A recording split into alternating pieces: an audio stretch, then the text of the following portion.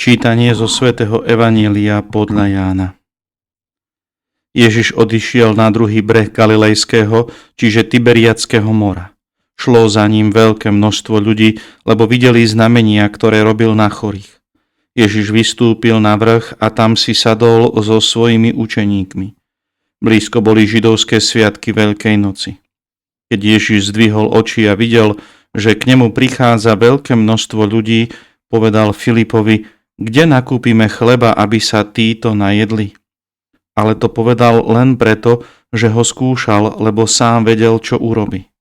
Filip mu odpovedal: Ani za 200 denárov chleba nebude stačiť, ak sa má každému ujsť čo len kúsok. Jeden z jeho učeníkov, Ondrej, brat Šimona Petra, mu povedal: Je tu chlapec, ktorý má 5 jačmenných chlebov a 2 ryby, ale čo je to pre toľkých? Ježiš povedal: Usaďte ľudí. Na tom mieste bolo mnoho trávy a mužov si tam posadalo okolo 5000. Tu Ježiš vzal chleby, vzdával vďaky a rozdával sediacim, podobne aj z rýb, koľko chceli. Keď sa nasýtili, povedal svojim učeníkom: Pozbierajte zvyšné odrobiny, aby nič nevyšlo nazmar.